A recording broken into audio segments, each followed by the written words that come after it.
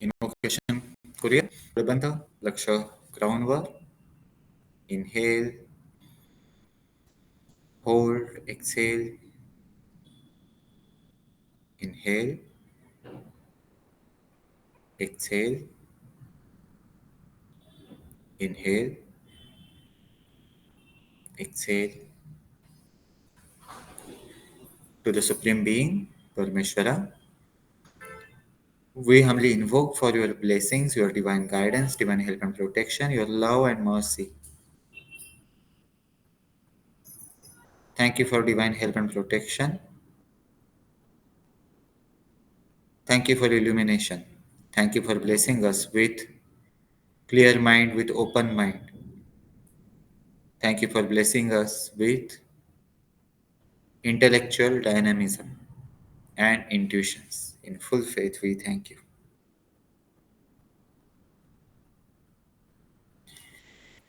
आपण first qualification बघितलं होतं डिस्क्रिमिनेशन किंवा डिसर्नमेंट, ज्याचा अर्थ आहे विवेक आणि ज्याचा अर्थ आहे आपण हे निवडायचं की हे निवडायचं की हे निवडायचं, प्रिफरन्स काय ठेवायचा, काय खरं आहे, काय खोटं आहे, काय लॉंग लास्टिंग आहे, काय छोटंसं आहे, आपला रोल काय आहे, या सगळ्यांचा विचार करणं. हे बऱ्यापैकी इंटेलेक्च्युअल वर्क आहे. पहिलं जे क्वालिफिकेशन आहे त्याच्यासाठी इंटेलेक्च्युअल एफर्ट्स आपल्याला घ्यावेच लागतात, त्याशिवाय ते होणारच नाही. आता दुसरं क्वालिफिकेशन आहे ते आहे डिझायरलेसनेस. डिझायर म्हणजे इच्छा, पण डिझायर सुद्धा दोन फॉर्म मध्ये आपण डिवाइड करू शकतो. त्याला म्हणलं जातं कामना आणि वासना मराठीमध्ये. कामना म्हणजे ऍक्च्युअल डिझायर्स आणि पॅशन्स म्हणजे वासना. हे जे दोन शब्द आहेत, कामना, वासना, पॅशन्स, डिझायर्स, हे सगळे इन जनरल आपण डिझायर्स म्हणून पकडू शकतो. तरी सुद्धा त्याच्यामध्ये डिफरन्स आहे, म्हणजे सेम नाही आहेत त्या.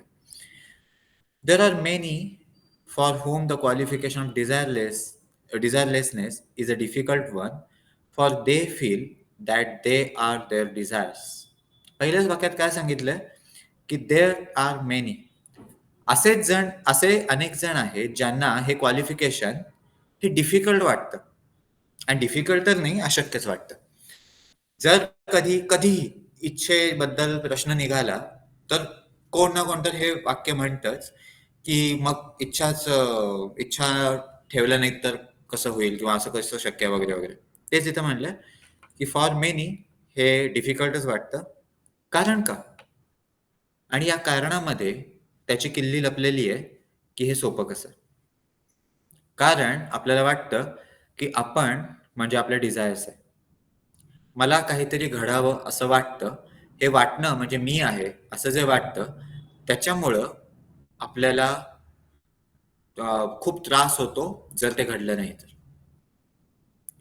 That if their distinctive desires, their likings and dislikings are taken away from them, there will be no self left. समजा आपल्याला आईस्क्रीम खायला आवडतं आणि आपल्याला एक दिवस सांगितलं की आता आईस्क्रीम खायचं नाही, तर आपल्याला खूप बेकार वाटेल. का? कारण आईस्क्रीम खाणंच म्हणजे आपण आहोत असं आपल्याला वाटतं. आणि हे बऱ्याच बाबतीत एखादी व्यक्ती आपल्याशी ठराविक पद्धतीने बोलत आहे, आता ती ठराविक पद्धतीने बोलत नाही, मग आपल्याला वाटेल की आता सगळं बिघडलं. का? कारण desire. But these are only the ones who have not seen the master. आता हे वाक्य पूर्णच वेगळं आलं की इथं म्हणलं जातं की या ज्या व्यक्ती आहेत त्या फक्त त्या व्यक्ती आहेत ज्यांनी अजून मास्टरना बघितलेलंच नाहीये. In the light of his holy presence all desire dies, but the desire to be like him. जेव्हा आपण त्यांच्या प्रेझेन्समध्ये जाऊ तेव्हा बाकी सगळ्या डिझायर्स निघून जातील आणि फक्त एक डिझायर उरेल, एकच इच्छा उरेल, ती म्हणजे त्यांच्यासारखं बनायची. आता जेव्हा आपण इंटेन्स मेडिटेशन करतो, जे खरंच मेडिटेशन झालं, तर त्याच्यानंतर आपण विचार करू शकतो की आता मला काय करावं असं वाटतं. आणि जर सतत आपल्याला वाटत असेल की आपण एका ठराविक चांगल्याच पद्धतीनं वागायला हवं, किंवा एका ठराविक चांगल्या पद्धतीनं आपला परसेप्शन असायला हवं. तर आपण काही प्रमाणात, सूक्ष्म प्रमाणात प्रेझेन्समध्ये जाऊन आलो. ते पण कोणाच्या? हायर सोलच्या, आपल्या. पण विशेषतः जिथं खूप मोठा ग्रुप आहे, म्हणजे रिट्रीट असतं किंवा इंटेन्सिव्ह, विशेषतः रिट्रीट. आता आपण एक गोष्ट ऑब्झर्व्ह करू शकतो, की इंटेन्सिव्ह नंतर किंवा रिट्रीट नंतर आपण कशावर बोलत आहोत, आपण कुठल्या गोष्टींवर विचार करत आहोत. आपण जर अशा गोष्टी बोलत असू ज्या नॉर्मल आहेत, ज्या सामान्य आहेत, ज्याला स्पिरिच्युअल एनर्जी लागत पण नाही, ज्या अशाच घडतात. ऍक्च्युली सगळ्याच गोष्टींना स्पिरिच्युअल एनर्जी लागते, पण खास स्पिरिच्युअल एनर्जी लागत नाही. अशा गोष्टी आपण डिस्कस करत आहोत, अशा गोष्टी आपण बोलत आहोत, विचार करत आहोत. तर आपण कोरडेच बाहेर पडलो, तर आपण भिजलोच नाही, तर आपण बघितलंच नाही, तर आपण ज्यासाठी तिथं गेलो होतो ते घडलंच नाही. कारण ते जर घडलं तर एक महत्वाची गोष्ट आपल्याला आपल्या आत उतरेल, ते आहे शांतता, ते आहे सायलेन्स, ते आहे न बोलणं. आणि जरी बोलायचं असेल तरी तेच बोलावंसं वाटेल जे बोलून आपण त्यांच्या मिशनला हातभार लावू. हे एक सिंपल टेस्ट आहे जी आपण स्वतःसाठी वापरू शकतो, की एखादी गोष्ट केल्यावर खरंच आपण त्यांच्या प्रेझेन्समध्ये जात आहोत का? आणि आपल्याच विचारातून आणि आपल्याच बोलण्यातून आपल्याला सहज लक्षात येईल, की आपण किती प्रेझेन्समध्ये गेलो किंवा काहीच नाही गेलो. Yet, before you have the happiness of meeting him face to face, you may attain desirelessness if you will. Yet, काय सांगितलं? असं जरी असलं, म्हणजे एकदा आपण त्यांच्या प्रेझेन्समध्ये गेलो, की डिझायरलेसनेस अटेंड करणं हे फारसं अवघड नाही. ती स्टेट मिळवणं हे फारसं अवघड नाही. का? कारण आता आपल्याला एकच इच्छा आहे, ते म्हणजे त्यांच्यासारखं बनायची. पण इथं क्लिअर लिहिलेलं आहे, जरी आपण त्यांच्या तितक्या प्रेझेन्समध्ये गेलेले नसलो, जरी आपण त्यांना फेस टू फेस समोरासमोर बघितलेलं नसलं, तरी सुद्धा ही स्टेट मिळवणं शक्य आहे, जर आपल्याला ती मिळवायची असेल तर. Discrimination has already shown you that the things which most people desire, such as wealth and power, are not worth having. म्हणजे पैसे असायला हवेत का? हो. ऑथॉरिटी असायला हवी का? हो. पॉवर असायला हवी का? हो. तेवढंच असायला हवं का? त्या प्रश्नाचं उत्तर डाऊटफुल आहे. तेच सगळं काही आहे का? त्या प्रश्नाचं उत्तर डाऊटफुल आहे. आणि म्हणून इथं म्हणलंय, की विवेक, पहिलं क्वालिफिकेशन, विचार करणं, इंटेलिजन्स वापरणं, ते जेव्हा आपण करू तेव्हा आपल्याला हे लक्षात आलेलं असेल, की पैसे आपल्याला आवश्यक आहेत का? हो. पण पैसे हा एकमेव गोल आहे का? हा एकमेव एम आहे का? तर नाही. आणि म्हणून इथं म्हणलं, wealth and power are not worth having when this is really felt, really, not merely said. All desire for them ceases. जेव्हा असं आपल्याला खरंच जाणवेल, आपल्या अनुभवात येईल, आणि नुसतं आपण तोंडाने म्हणत नाहीये, तर खरंच आपल्या अनुभवात येईल, तेव्हा आपोआप त्या डिझायर्स निघून जातील. म्हणजे आता आपल्याला 2 गोष्टी मिळाल्या. पहिली गोष्ट आहे, ते म्हणजे 3 गोष्टी मिळाल्या. पहिली गोष्ट आहे, आपण डिझायर्स नाही याचं आयडेंटिफिकेशन. आणि जेव्हा आपण सोल अफर्मेशन वापरतो, तेव्हा आपण रोज स्वतःला ट्रेन करत आहोत याच गोष्टीबाबत. रोज दिवसातून 2दा, ॲटलीस्ट 2दा. त्याच्यामुळं आपण जर रोज ती गोष्ट करत असू, जी सजेस्ट केलेली आहे, तर एक पार्ट आपण कंप्लीट केला ठराविक प्रमाणात. दुसरी गोष्ट आहे, की प्रेझेन्समध्ये जाणं. आणि परत अथेटिक योगीसाठी मेडिटेशन ऑन हायर सोल, जे आपण अचिव्हिंग वननेस विथ हायर सोलमध्ये शिकतो, त्याच्यामध्ये ॲटलीस्ट आपण हायर सोलच्या कॉन्टॅक्टमध्ये जातो आणि परत येतो. त्याच्यामुळं तिथं सुद्धा आपल्याला खूप मदत होती. पण दुसरी गोष्ट अथेटिक योगामध्ये जी शिकवली जाते, शरणागती, त्याच्यामध्ये लिटरली आपण त्यांच्या एनर्जी ॲक्सेस करत आहोत. आणि वर्षातून 1दा-2दा जे केलं जातं मेडिटेशन ऑन गुरु, वर्षातून 1दा-2दाच केलं जातं. पण ते इतकं पॉवरफुल असतं, की त्याच्यामध्ये आपण लिटरली आपल्या एनर्जी ट्रान्सफॉर्म करतो. आणि तिसरी गोष्ट आपण बघितली, ते म्हणजे डिसर्नमेंट, डिस्क्रिमिनेशन. परत एकदा, प्रीमियम मेंबरशिप ज्याच्यामध्ये गोल सेटिंग ब्ल्यूप्रिंट आहे आणि डिसिजन मेकिंग टेम्पलेट आहे. ते आपल्याला डिस्क्रिमिनेशन चा क्वालिफिकेशन मिळवायला मदत करते. तो जो सगळा फॉर्मॅट आहे तो यासाठीच आहे जेणेकरून डिस्क्रिमिनेशन हे जे क्वालिफिकेशन आहे ते आपलं जास्त जास्त चांगलं बनावं. त्याच्यामध्ये आपण स्टेप बाय स्टेप त्या स्टेप्स फॉलो करतो ज्या डिस्क्रिमिनेशन मध्ये आहेत. ऑलरेडी आपला तो फर्स्ट क्वालिफिकेशनचा पार्ट कम्प्लीट झाला. त्याच्यात ते प्रश्न विचारतात, how much useful, how much important, very important, less important, not important, very useful, useful, या सगळ्या गोष्टी, या सगळ्याचं डिस्क्रिमिनेशन हे सगळं महत्वाचं. त्याच्या पुढं, thus far all is simple, it needs only that you should understand. हेच तर अवघड आहे. thus far आतापर्यंत जे सांगितलं ते सगळं सिंपल आहे, पण महत्वाचं काय आहे हे आपल्याला समजायला हवं. मला समजण्यासाठी ऐकायला हवं, मग त्याच्यावर विचार करायला हवा, मग त्याच्यावर एक्सपेरिमेंट्स करायला हवे आणि मग ते समजेल. But there are some who forsake the pursuit of earthly aims only in order to gain heaven or to attain personal liberation from rebirth. Into this error you must not fall. हे वाक्य खूप महत्वाचं आहे.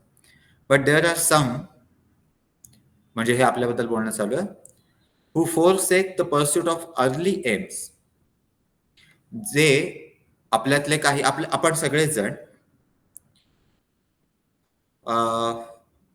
पैसे मिळवणं किंवा इतर काही गोष्टी मिळवणं किंवा ठराविक गोष्टी मिळवणं यांचा एम सोडून देतो. कशासाठी?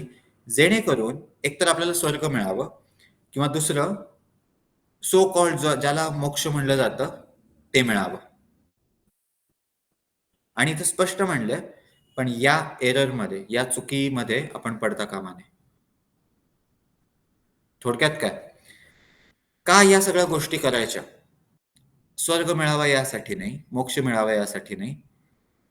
कदाचित याच्या पुढं कशासाठी ते म्हणलेलं आहे, पण आपण डिस्क्रिमिनेशन मध्ये पण बघितलं.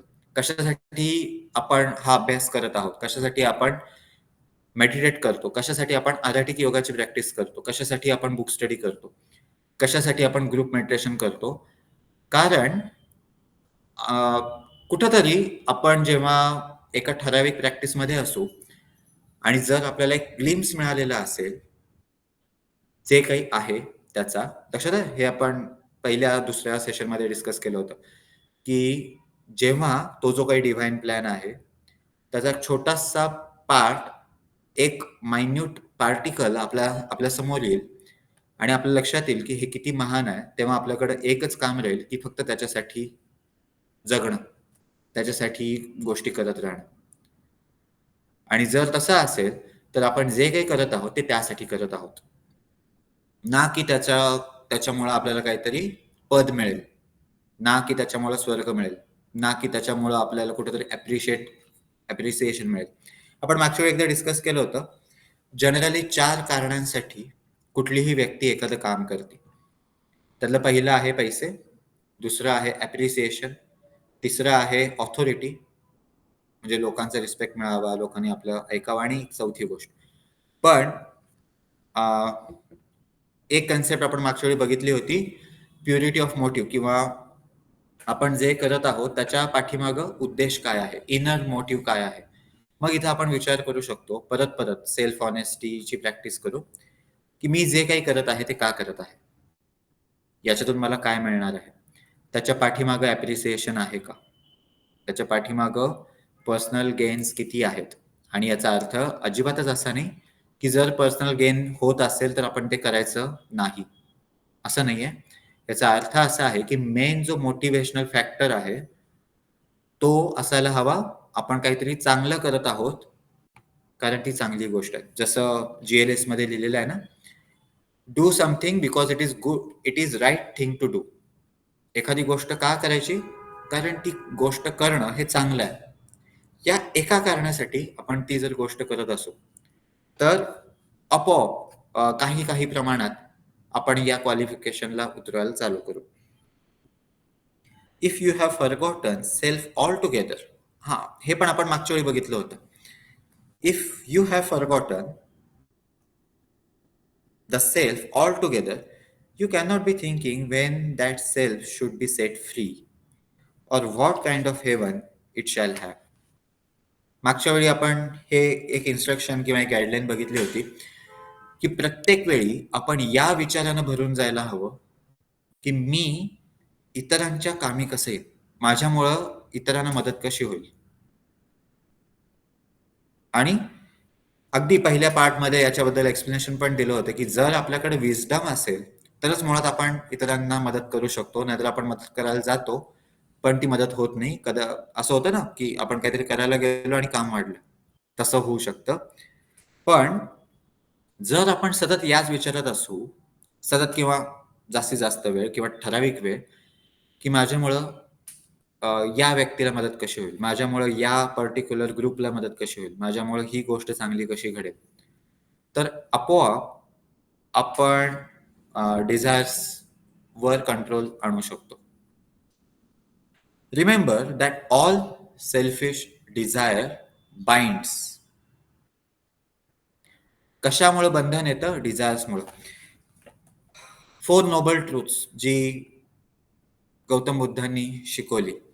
पहिलं आहे, जीवनात दुःख आहे. There is suffering in life और देअर इज दुःख इन लाईफ. दुसरं आहे, ज्याला म्हणलं जातं कॉज ऑफ सफरिंग, आणि त्याला नाव आहे तान्हा. याचं लिटरल मराठी ट्रान्सलेशन आहे तहान, इंग्लिश ट्रान्सलेशन आहे थर्स्ट, आणि थर्स्ट याचा अर्थ आहे डिझायर्स, पण एक्सेसिव्ह अनहोलसम डिझायर्स, अशा इच्छा ज्यांच्यापासून आपण ज्या एकतर तितक्याशा प्युरिफाईड नाही आहेत, आणि दुसरं ज्या प्रचंड प्रमाणात आहेत ज्यांना आपण सोडू शकत नाही, आणि त्याच्यामुळं दुःख चालू होतं. जे अख्खं सगळं सायकल आहे, ज्याच्यावर अख्खं गौतम बुद्धांचं टीचिंग्स आणि दुःखातून बाहेर पडण्याचा मार्ग आणि वेल डिफाईन्ड सायंटिफिक मार्ग डिझाईन करून ठेवलेला आहे, त्याच्या बेसला काय आहे, आपण दुःखात काय येतो, कारण अनहोलसम एक्सेसिव्ह डिझायर्स. म्हणून इथं म्हणलंय all selfish desire binds. However, high may be its object. and high याचा अर्थ काय, त्याचा उद्देश कितीही मोठा असला तरी म्हणजे काय, तर त्याच्यातून जसं मगाशी उदाहरण होतं की त्याच्यातून स्वर्ग मिळेल. समजा एक पर्टिक्युलर सण आला आणि आपण खूप छान काहीतरी सगळ्या गोष्टी करत आहोत, एक मोठी पूजा बांधलेली आहे, आणि उद्देश काय, तर एक तर बराचदा उद्देशच नसतो, उद्देश हा असतो की असं करायचं असतं म्हणून करत आहे, पण तरी सुद्धा जर काही उद्देश आला तर नाही, काहीतरी चांगलं पुण्य मिळेल. जसं आपण आपल्या मनात हे कारण आहे तसं आपण बांधले गेलो.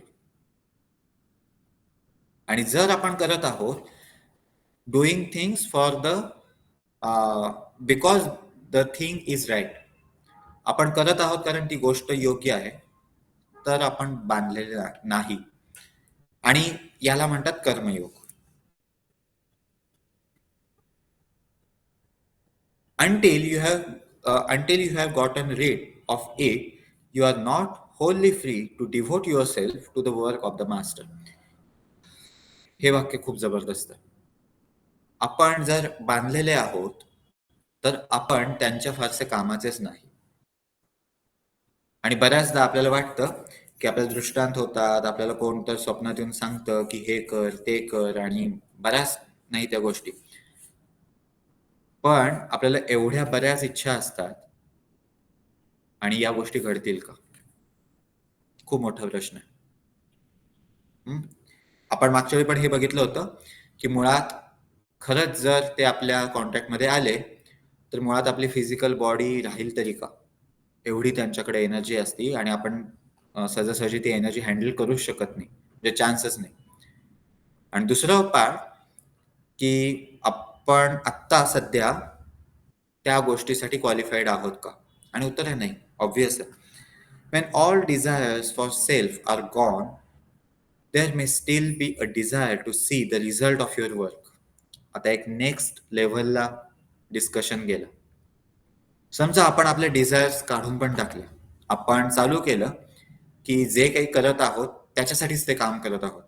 आणि तरी सुद्धा नेक्स्ट स्टेप दिली आहे, जी परत कर्मयोगाची स्टेप आहे, की जरी आपण चांगलं काहीतरी करत आहोत, तरी आपल्याला वाटत असेल की ते जे काही चांगलं आहे त्याचा काहीतरी रिझल्ट यावा. If you help anybody, you want to see how much you have help them. जर आपण जर आपण कोणाला तरी मदत केली, तर आपल्याला ही गोष्ट ऑब्व्हियस वाटते, की ठीक आहे, आपल्याला आपण जी त्यांना मदत केली, ती त्यांना समजली का? त्यांना त्याचा फायदा झाला का? कुठेतरी थँक यू परत येत आहे का? वगैरे, वगैरे. Perhaps even you want them to see, perhaps even you want them to see it too and to be grateful. म्हणजे थँक यू म्हणावं, त्याने अप्रिशिएट करावं, ही आपल्याला इच्छा होती. फॉर एक्झाम्पल, आपण हिलिंग करत आहोत एखाद्याचं. आता हिलिंगच्या प्रोसेसचा पार्ट म्हणून आपण विचारतो, आपण रेटिंग घेतो की आधी पेन लेवल होतं किती होतं आणि नंतर किती होतं.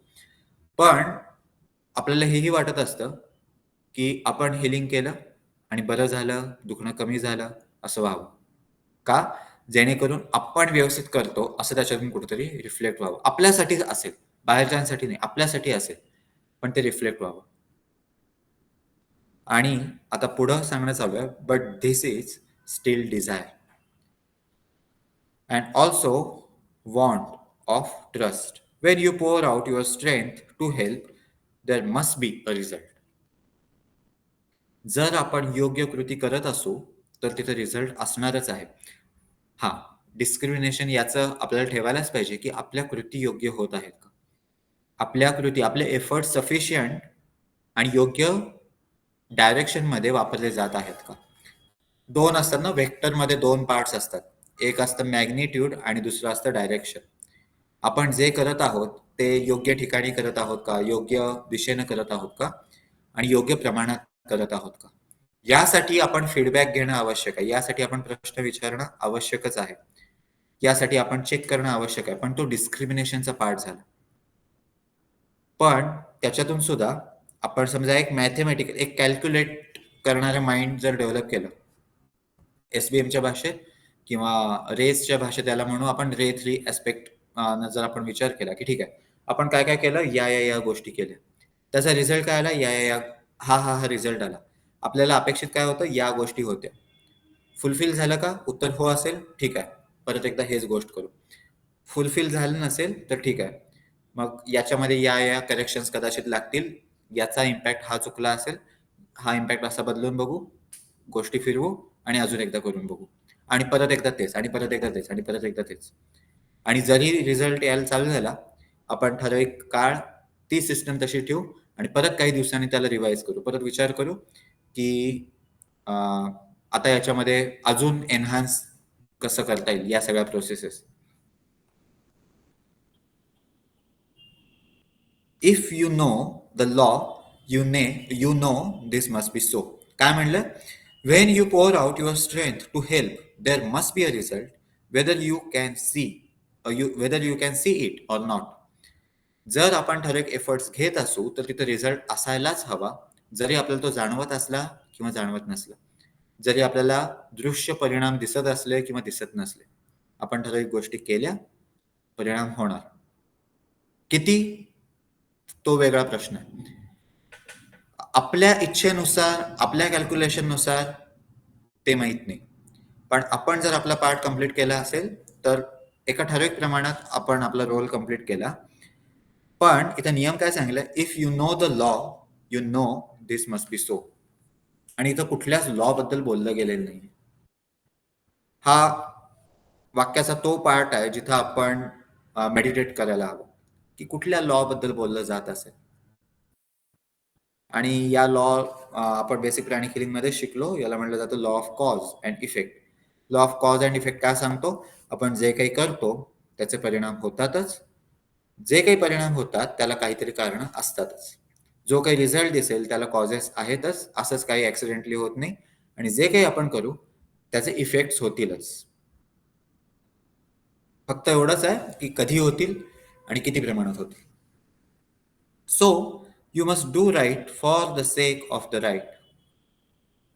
जे GLS मधलं वाक्य आपण डिस्कस करत होतो. You must do right for the sake of the right, not in the hope of reward. आणि हे बरंच टफ जातं. एक एक्झाम्पल, समजा आपल्याला कोणीतरी आपण एका सिंपल एक्झाम्पल पासून स्टार्ट करू. समजा आपण एका ठिकाणी जॉबसाठी आहोत आणि एका पर्टिक्युलर दिवशी आपल्याला 1 तास भरपूर मेहनत घेऊन ठराविक काम करायला सांगितलं. हा, आपला नेहमीचा जॉब आहे. आपण तिथे जितके तास काम करू त्याचा आपल्याला पगार मिळतो. दुसरं काहीही प्रॉब्लेम नाही. आपण ते 1 तास काम कंप्लीट केलं. जसं आपलं काम कंप्लीट झालं आणि आपण ते दाखवलं आणि तेवढ्यात कोणाचा तरी फोन आला की याची आवश्यकता नाही. आणि मग आपल्याला सांगितलं गेलं, ठीक आहे, केलं, 1 तास एफर्ट्स घेतले, पण ठीक आहे, हे डिस्कार्ड करून टाक. उपयोग नाही याचा काही. तर काय होईल? आपल्याला खूप वाईट वाटेल. काय म्हणजे असं का केलं? मी एवढी मेहनत घेतली, हे केलं, ते केलं आणि काहीच त्याचा उपयोग नाही. पण ऑलरेडी आपलं काम आहे तिथलं काम करणं. आपलं काम सांगितलं गेलं, आपण केलं, संपला विषय. आणि मुळात नुकसान कोणाचं झालं? आपण तिथं का जात आहोत? आपलं काम करण्यासाठी. त्याचे आपल्याला पैसे पण मिळतात, पगार पण मिळत असेल. आपण जर काम केलं आणि ते डिस्कार्ड करावं लागलं, आपलं कुठं नुकसान आहे? नुकसान आहे त्या ऑर्गनायझेशनचं. पण आपल्याला या कंडिशनमध्ये सुद्धा बरंच वाईट वाटेल. आपल्याला वाटेल की केवढं मला करायला सांगितलं आणि त्याचा काही उपयोगच नाही झाला आणि बराच ड्रामा चालू.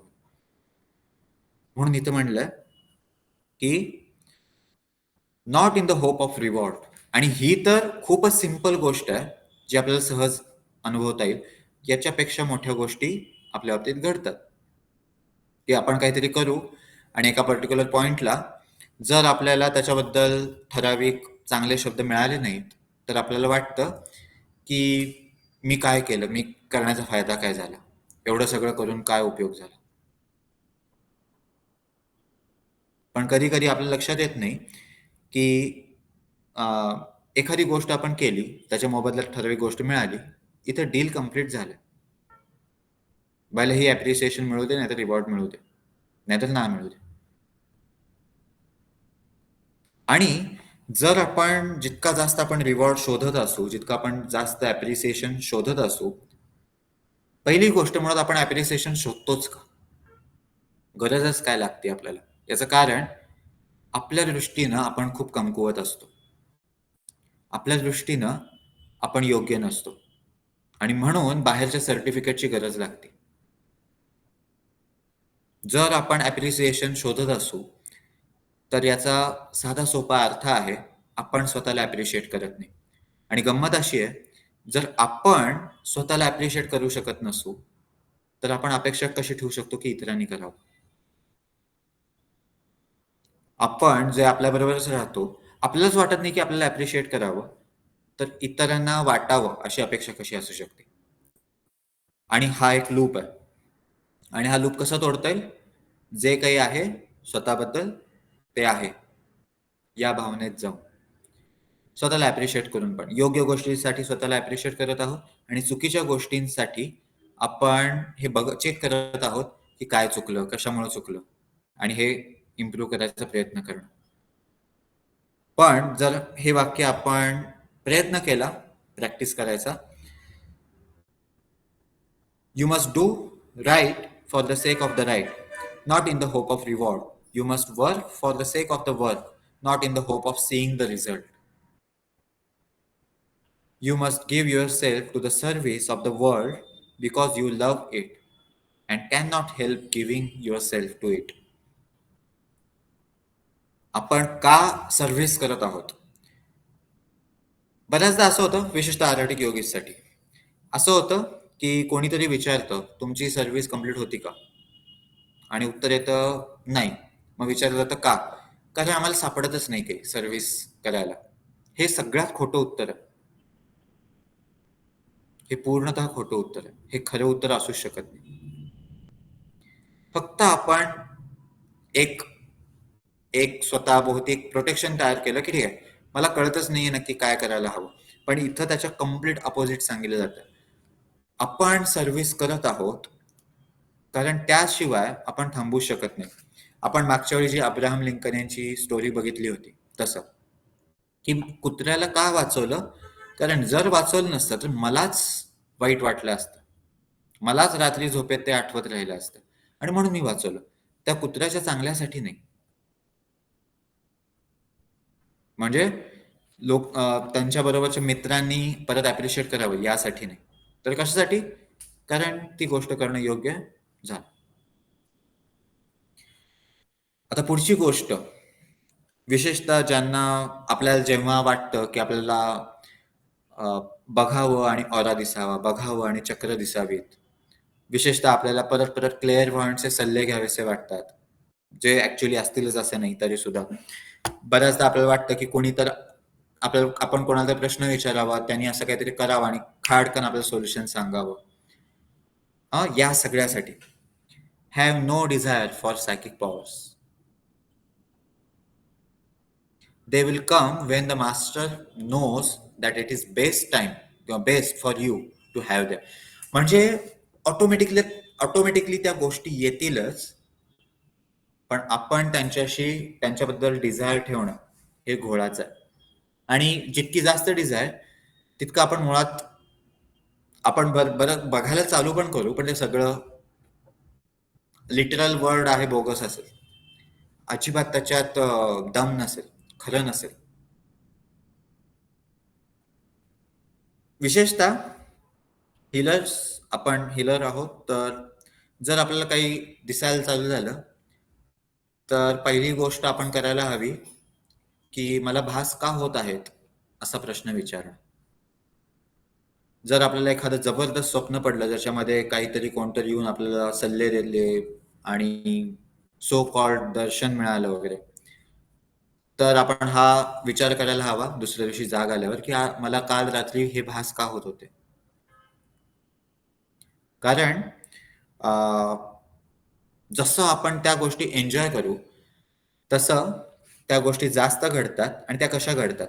आपण कधीतरी ॲस्ट्रल बॉडीचा आपण अभ्यास करू. ते पुस्तक जबरदस्त पुस्तक आहे. पण त्याच्यामध्ये एक गोष्ट लिहिलेली आहे.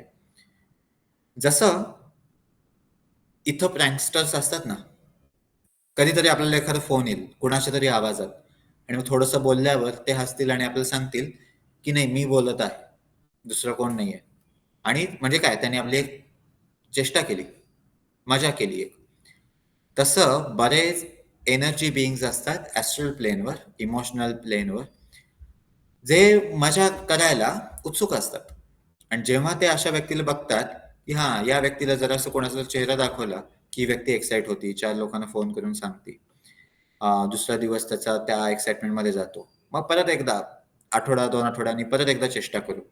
मग आता त्याच्याकडून वेगवेगळ्या गोष्टी करून घेऊ.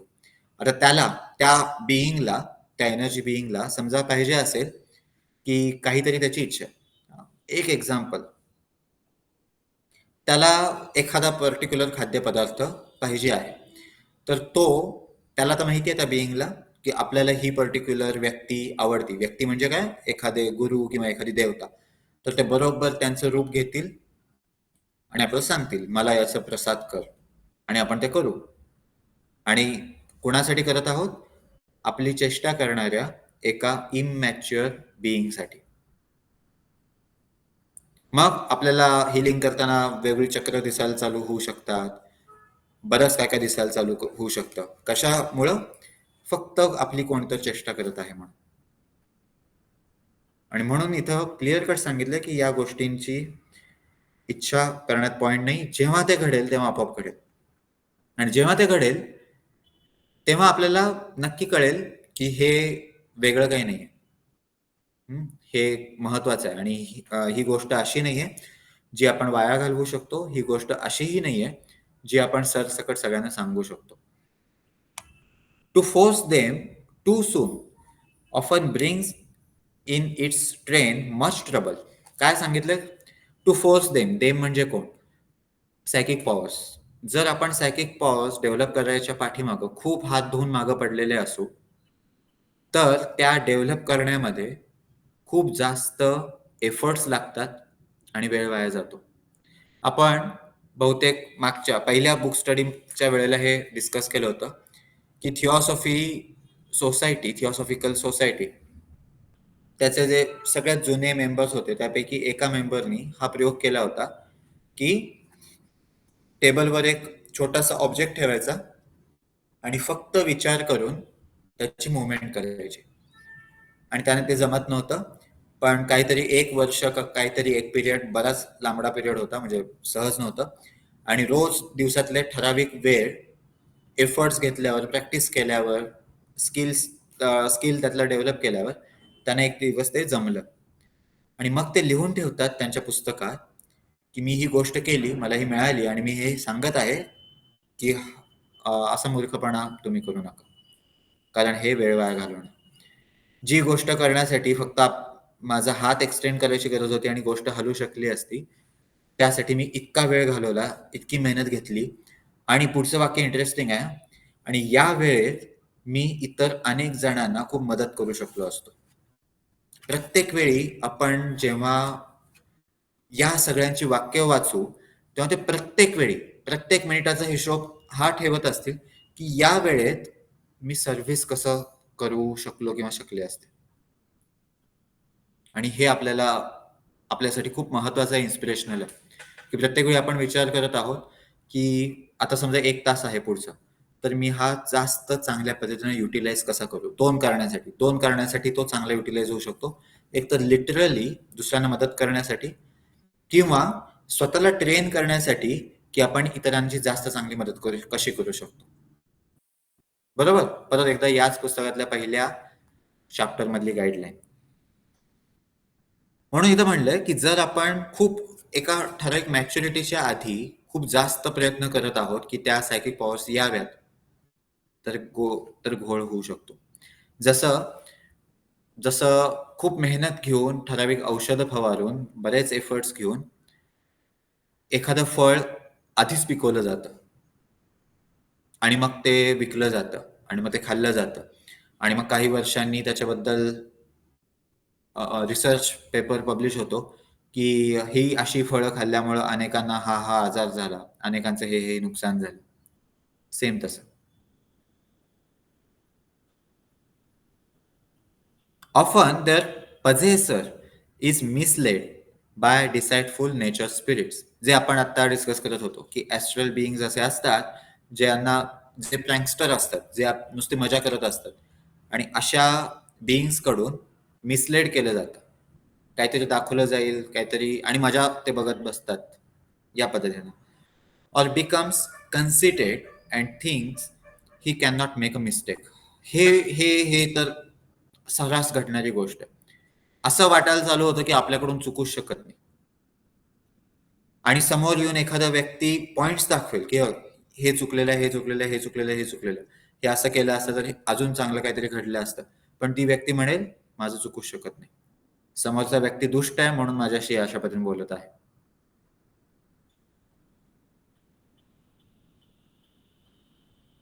And in any case, the time and strength that it takes to gain them might be spent in the work for others. परत तेच वाक्य, की त्या त्या सगळ्या गोष्टी डेव्हलप करण्यासाठी जेवढा वेळ गेला, जरी ते डेव्हलप झालं तरी सुद्धा जेवढा वेळ गेला, तेवढ्याच वेळात आपण इतरांसाठी बरंच काही करू शकलो असतो. They will come in the course of development, they must come. आणि इथं मुद्दामून मस्ट शब्द वेगळ्या पद्धतीने लिहिलेला आहे. त्या सगळ्या पॉवर्स ही आपली टूल्स आहेत. एक्झाम्पल, आपण एक सिंपल एक्झाम्पल बघू, जे जनरली सोसायटीमध्ये फॉलो होतच असं नाही, पण ॲज पर रूल्स आपण ते एक्झाम्पल घेऊ.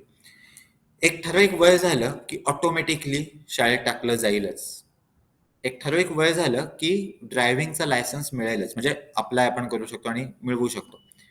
एक ठराविक वय झालं की मॅरेजसाठी परमिशन मिळेलच. एक ठराविक वय झालं की अजून वेगवेगळ्या गोष्टी घडतीलच. पण या सगळ्या गोष्टी जर आपण आधी फोर्स करत असू, तर त्याच्यात जास्त एफर्ट्स लागू शकतात. ते सेफ पण असेल असं नाही, त्याचे इतर दुष्परिणाम होऊ शकतात. तसंच इथं आहे. आपण म्हणजे सोल, आपण म्हणजे जे दिसत आहे ते नाही, आपलं जे नाव आहे ते नाही, पण आपण जे काही आहोत, आपण जसं मॅच्युअर होत असू तसं ठराविक टूल्स आपल्याला दिली जातीलच. जसं एखाद्या पर्टिक्युलर घरात एक लहान मुलगा आहे, ज्याला रोज आई वडील सोडत आहेत शाळेत आणि परत घेऊन येत आहेत. पण एक एक पर्टिक्युलर वय झालं की त्याला सांगितलं जाईल की ठीक आहे, आता तू सायकल घेऊन जा. आणि मग एक पर्टिक्युलर वय झालं की त्याला सांगितलं जाईल की ठीक आहे, आता तुला टू व्हीलर घेऊन देत आहे, व्यवस्थित जपून चालव आणि लायसन्स काढ आणि हे घेऊन जा. आणि जसं तसं जॉब लागेल आणि अजून जास्त रिक्वायरमेंट असेल तर ऑटोमॅटिकली ती व्यक्ती स्वतःहून कार घेईल आणि त्याच्यातून प्रवास चालू करेल. का? कारण मॅच्युरिटी आली, नीड आहे आणि ते टूल मिळालं. सेम तसंच जसं आपली डेव्हलपमेंट होईल, in the course of development they must come. आपल्याकडे ती टूल्स येतीलच. आणि त्याचं कारण काय, ते टूल्स आपल्याकडे काय येत आहेत, जेणेकरून आपण अजून जास्त लोकांना अजून जास्त इम्पॅक्टनं मदत करत आहोत. And if the master sees that it would be useful for you to have them sooner, he will tell you how to unfold them safely. आणि जरी असं असेल की आपल्याकडे आता एखादी सो कॉल्ड सायकिक पॉवर असणं सेफ आहे, युजफुल आहे, तर आपल्याला त्याच्या गाईडलाईन्स मिळतील. आणि कधी कधी असंही होतं की ज्या गाईडलाईन्स मिळतात त्या आपण वेस्ट करतो. पण ठीक आहे, आपल्याला गाईडलाईन्स दिल्या जातील की त्या पॉवर्स कशा अनफोल्ड करायच्या. अंटिल देन या दोनपैकी काहीही घडेपर्यंत, म्हणजे एकतर ऑटोमॅटिकली येत आहे किंवा आपल्याला ट्रेनिंग मिळत आहे एक्सपर्ट कडून. Until then you are better without them. You must guard too against certain small desires which are common in daily life. आता आधीच्या जरा मोठ्या गोष्टी होत्या, पण आता ज्या गोष्टी आहेत त्या छोट्या छोट्या गोष्टी आहेत, पण त्या खूप महत्वाच्या गोष्टी आहेत. Never wish to shine or to appear clever. हे आपण डिस्क्रिमिनेशन मध्ये पण बघितलं होतं की जर आपण असं केलं, मागच्याच आठवड्यात हे आपण बघितलं होतं, जर असं आपण केलं तर आपण जो ट्रू लाईट आहे, जो खरा प्रकाश आहे, त्याला प्रिव्हेंट करत आहोत. आणि म्हणून इथं सांगितलंय की चमकायचा किंवा हुशार दिसायचा, हुशार बनायचा नाही, हुशार दिसायचा, दिसायची इच्छा नाही ठेवायची. पुढचं वाक्य इंटरेस्टिंग आहे. Have no desire to speak. बोलायची पण इच्छा ठेवायची नाही. It is well to speak little. कमी बोलणं चांगलं आहे. Better still to say nothing. काहीच न बोलणं अजून चांगलं. Unless you are quite sure that what you wish to say is true. Kind and helpful. 3 qualification दिलेत. पहिली तर गोष्ट सांगितली आहे, न बोलणं चांगलं आहे, कमी बोलणं चांगलं आहे, न बोलणं अजूनच चांगलं आहे. पण जरी बोलायची गरज लागली तर आपल्याला जे आपण बोलणार आहोत त्या 3 क्रायटेरियामध्ये चेक करायचं.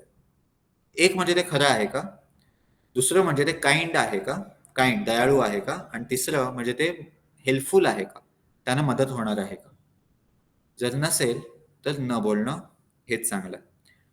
Before speaking think carefully whether what you are going to say has those 3 qualities. If it has not, do not say it. आता या आठवड्यात, या संपूर्ण आठवड्यापेक्षा आपण म्हणू आज शुक्रवार आहे, शुक्रवार ते मंगळवार, कारण आपला पुढचा सेशन मंगळवारी असेल. या मधल्या 5 दिवसात, 4 दिवसात आपण याच्यावर रिफ्लेक्ट करूया की जसं मागच्या 1 तासात आपण विचार करू शकतो की आपण जे बोललो त्यातलं खरं किती होतं, आणि आपल्याला जे खरं वाटतं ते खरं असेलच असं नाही. बऱ्याचदा आपल्याला जे वाटतं ते आपलं मत असतं, पण ते खरं असतं असं नाही. दुसरं, ते दयाळूपणाचं होतं का आणि ते मदतीचं होतं का. आता एक एक्झाम्पल समजा, खरं तर ही एक्झाम्पल्स पुढे पण येतील, पण तरी ठीक आहे. समजा आपण आपल्या समोर एक लहान मूल आहे आणि ते लहान मूल अचानक त्याचा हात कुठेतरी गरम वस्तूला टच करायला नेत आहे. आपण एकदम ओरडून बोलू, "थांब, थांब, थांब."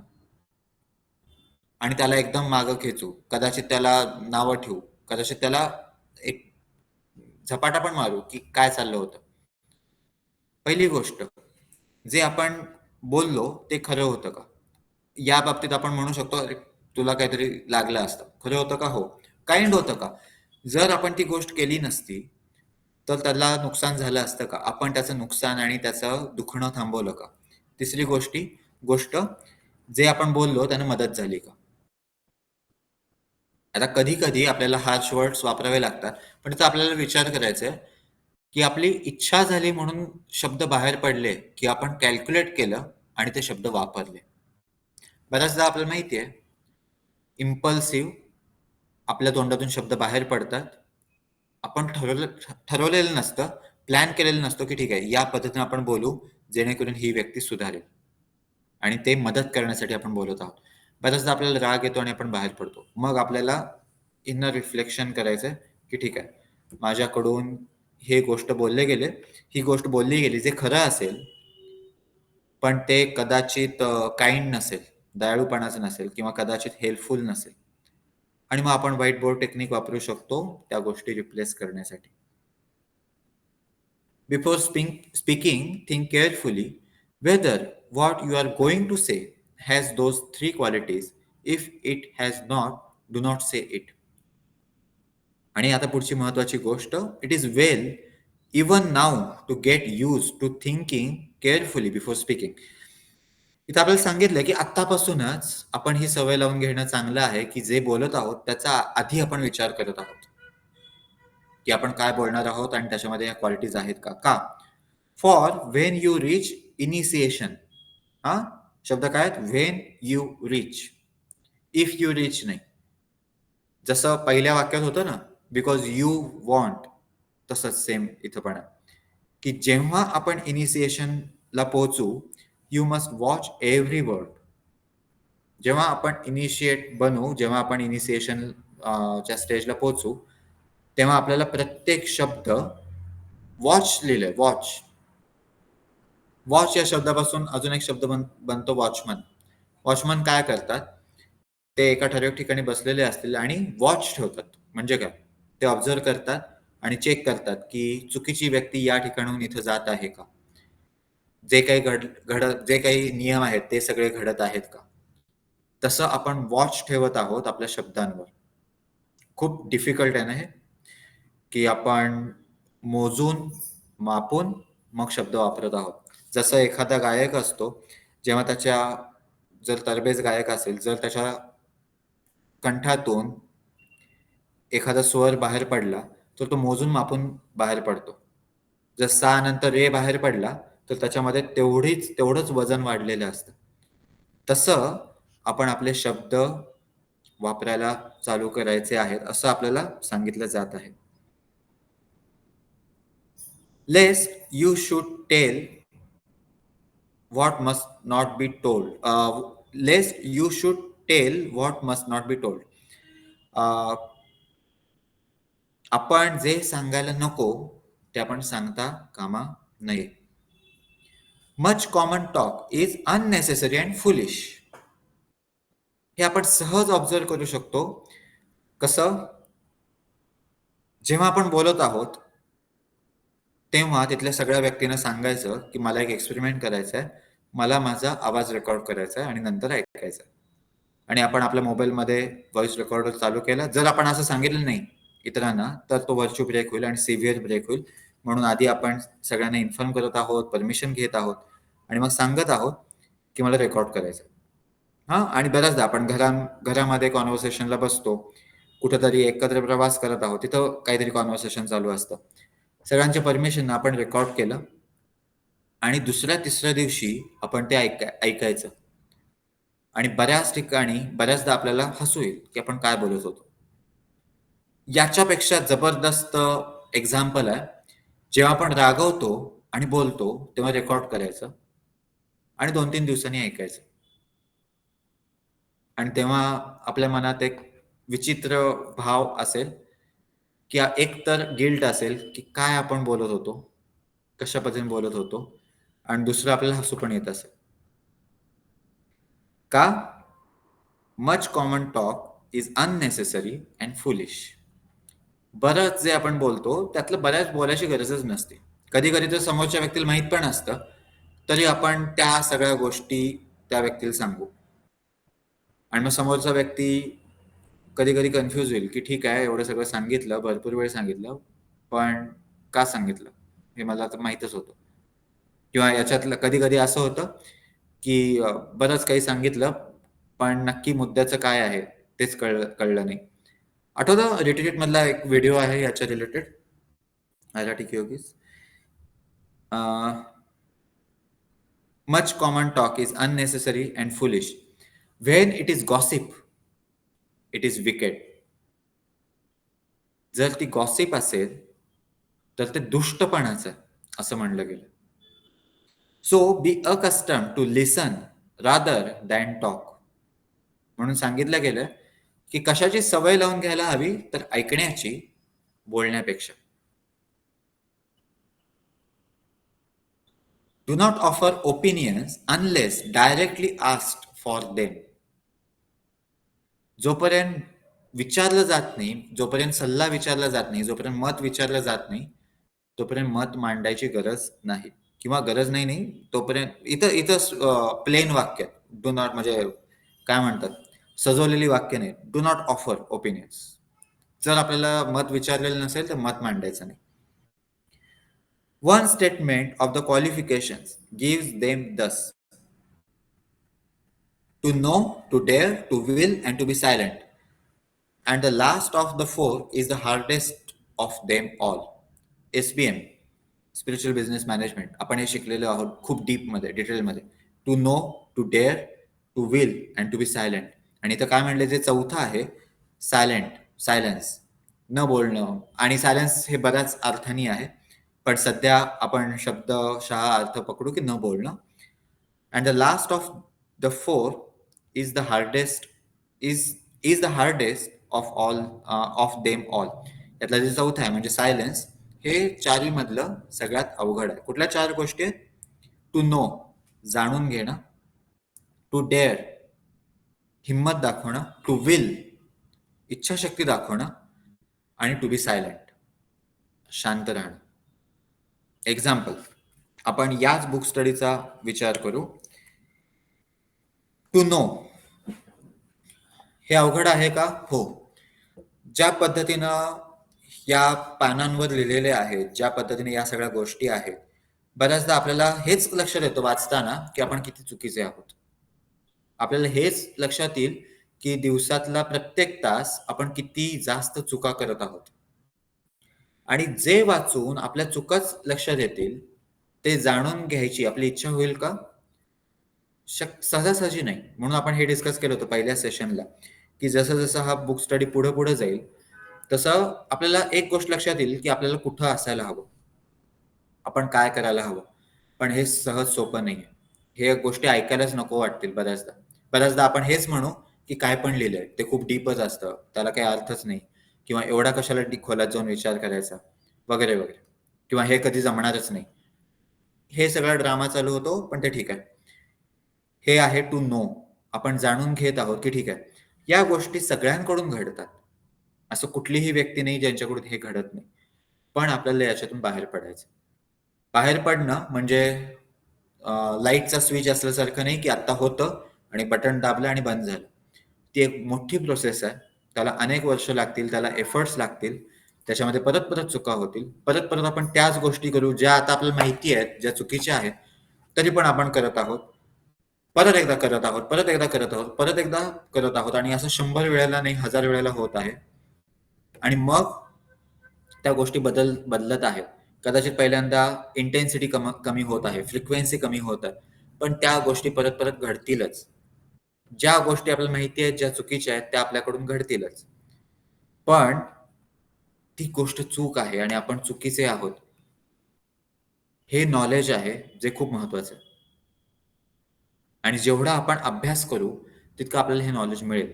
परत-परत आपल्या समोर येईल, की आपण चुकत आहोत.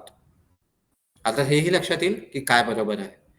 दुसरी गोष्ट, विशेषतः थिओसॉफिकल पुस्तकांच्या अभ्यासामध्ये बऱ्याचदा अशा गोष्टी येतील ज्या समजायला तयारच होत नाहीत, ज्या समजतच नाहीत, ज्या खूप एफर्ट्स घ्यायला लावतात आणि मग एक सोपा मार्ग आहे, की नाही हे मला काही समजत नाही, मी सोडून देतो. हे आहे पहिलं. या ज्या 4 गोष्टी आपल्याला करायला सांगितल्या त्यातलं पहिलं टू नो. जर आपण सोडूनच देत असू, तर आपण पहिलीच गोष्ट घालवली. आता दुसरं आहे टू डेअर. समजा आपल्याला लक्षात आलं, की ही गोष्ट आपण या पद्धतीने बोलत आहोत, ते चुकीचं आहे. पहिल्यात जास्त करेज लागेल, की चुकीचं आहे हे मान्य करणं. मग चुकीचं मान्य करणं हे पण ठीक आहे. पण जेव्हा चुकीचं मान्य आहे, अ, जेव्हा माहिती आहे, की आपण हे चुकीचं करत आहोत, तेव्हा परत जेव्हा ती चूक होईल, तेव्हा ते मान्य करणं. हे अजून टफ आहे. इथं हिंमत लागेल. त्याच्या पुढं टू विल. इच्छा करणं, की नाही मला या गोष्टींचा अभ्यास करायचाच आहे. नाही मला स्वतःमध्ये बदल घडवून आणायचेच आहे. जरी समजायला सहज नसलं, तरी मला एफर्ट्स घ्यायचे आहेत, जेणेकरून मला ते समजायला चालू होईल. हे आहे टू विल. आणि मग टू बी सायलेंट. हे सगळं करत असताना आपण सायलेंट आहोत. आणि मग याच्यात म्हणले, आता आपल्या लक्षात येत आहे, की पहिलीच गोष्ट किती अवघड आहे, to know. To dare, to will अजून लांबच्या गोष्टी आहेत. म्हणजे टू टू बी सायलेंट किती अवघड असेल. म्हणून इथं म्हणलं, की यातलं जे चौथं आहे, टू बी सायलेंट, हे सगळ्यात जास्त अवघड. जवळपास वेळ संपली आहे. तरी आपण हा पॅराग्राफ वाचू, जेणेकरून आपल्या रिफ्लेक्शनसाठी अजून एक पॉइंट मिळेल आणि मग आपण थांबू. पुढच्या वेळी परत या पॅराग्राफ पासून स्टार्ट करू. Another common desire that you must sternly repress is the wish to meddle in other people's business. आपण फर्स्ट क्वालिफिकेशनच्या वेळेला आपण हे डिस्कस केलं होतं. आपल्याला पूर्णतः उचकटून टाकायची गोष्ट कुठली सांगितली? इतरांच्या गोष्टींमध्ये नाक खुपसणं. What others do or say or believe is no affair of yours.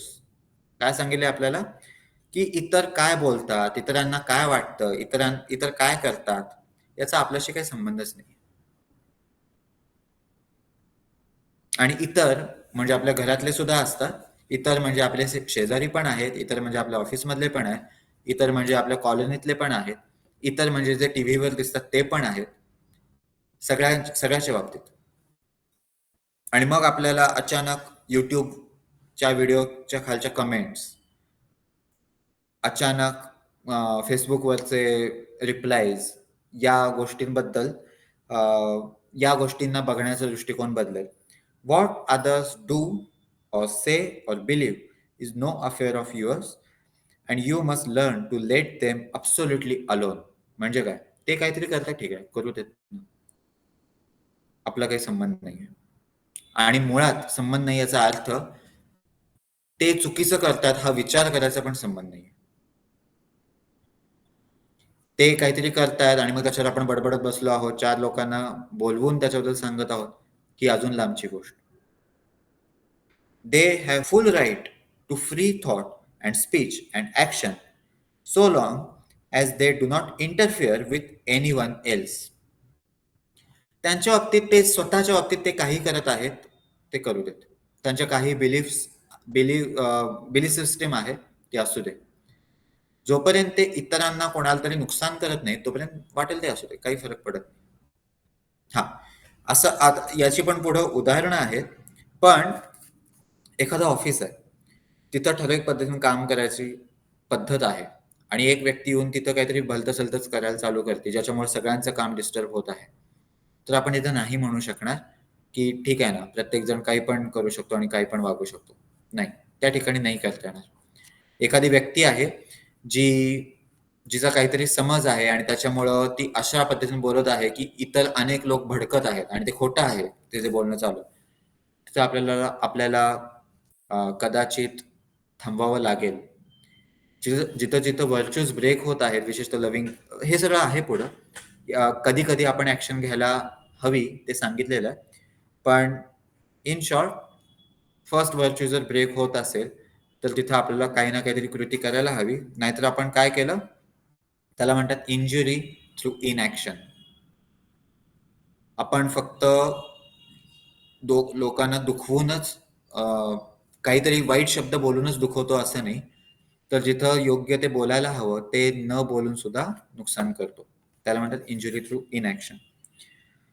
You yourself claim the freedom to do what you think proper. You must allow the same freedom to others. आपल्याला वाटतं ना, आज आपल्याला वाटलं की ठीक आहे ना, आपण ही काहीतरी एक पूजा करू आणि 7-8 लोकांना बोलवू. आपल्याला मजा वाटली. भलेही त्याच्यामध्ये काही अर्थ असेल नाही तर नसेल. भलेही आपण त्याचा विचार केलेला असेल नाही तर नसेल. आपल्याला वाटलं, आपल्याला ते करावंसं वाटतंय आणि आपल्याला असं वाटतंय की आपल्याला कोणतरी येऊन अडवू नये. आपल्याला असं वाटतंय की हां, मला वाटलं मी केलं, या स्टेटमध्ये असावं. तर जे आपल्याला वाटत आहे तेच आपण इतरांसाठी अलाउ करत आहोत. अचिव्हिंग वननेस विथ हायर सोलमध्ये एक कन्सेप्ट आहे फ्री विल. याच रिलेटेड ती कन्सेप्ट आहे.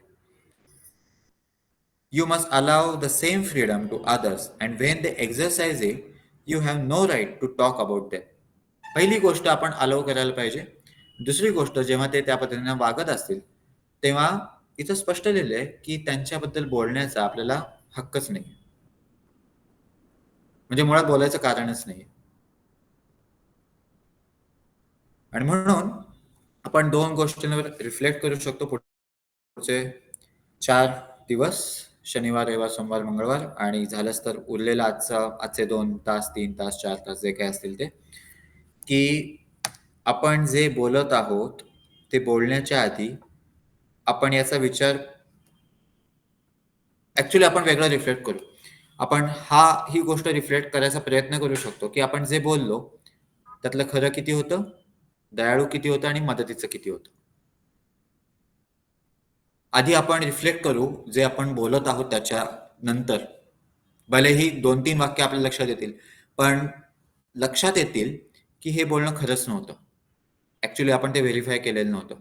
आपल्याला कोणीतरी काहीतरी माहिती सांगितली होती आणि ती आपण खरी म्हणून सांगितली. आणि आपलं मत मांडलं, बिनकामाचं. कदाचित आपल्याचमध्ये एक असं काहीतरी परसेप्शन असेल, ज्याच्यामुळे आपलंच मत डिस्टॉर्टेड असेल. आपल्यालाच खरं माहीत नसेल आणि त्या डिस्टॉर्टेड सगळ्या व्ह्यू पॉइंटनं आपण दुसऱ्याला काहीतरी सांगितलं. दुसरा योग्य करायला जात होता, पण आपण बिनकामी त्याला काहीतरी सांगितलं. कदाचित त्याला जो फायदा होणार असेल, तो होणार नाही आणि आपल्याला हे कधी कळणार पण नाही. आपण एक काहीतरी बिनकामी इंटरफिअर केलं, म्हणजे कदाचित खरं बोललोच नसू. हे एक असू शकतं. दुसरं, आपण जे सांगत आहोत ते दयाळूपणाचं आहे का? किंवा दयाळू भाषेत सांगत आहोत का? आणि आपल्याला माहितीच आहे, हे आपण करत नाही. भरपूर उदाहरणं याची मिळतील.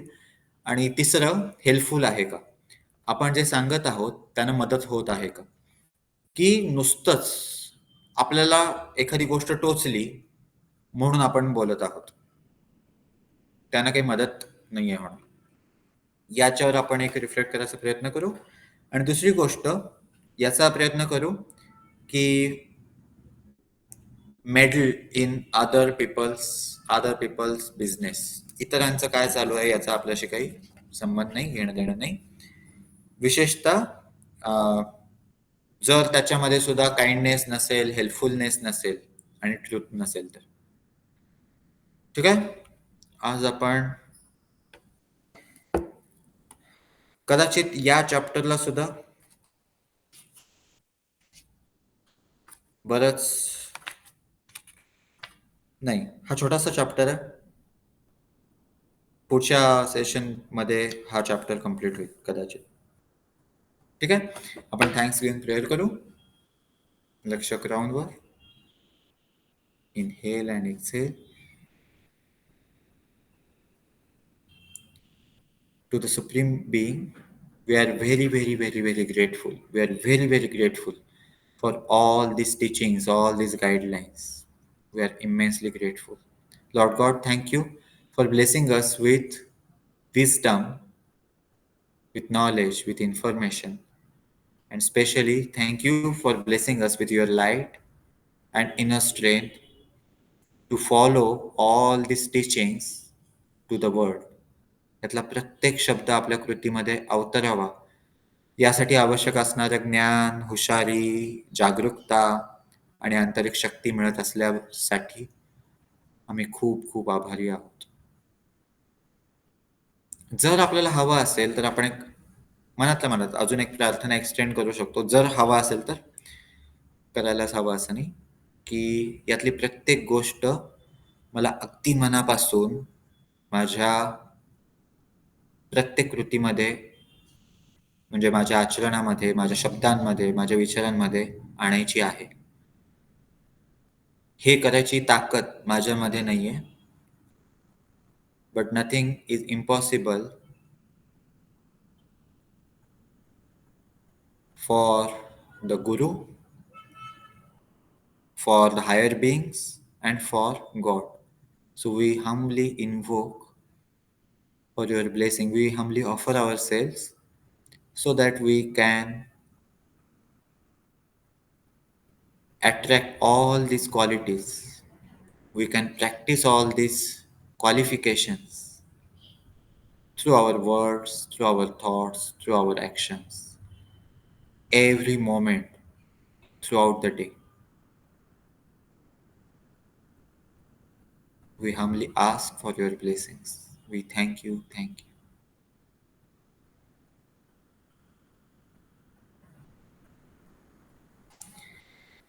Thank you. जॉईन झाल्याबद्दल धन्यवाद. आपण भेटू आता पुढच्या येत्या मंगळवारी, पुढच्या आठवड्यात. आणि अ, पुढच्या आठवड्यात मंगळवारी बुक स्टडी आहे, बुधवारी एनर्जी पील आहे, गुरुवारी हिलिंग कॅम्प आहे. ठीक आहे. या रविवारी एक मिनिट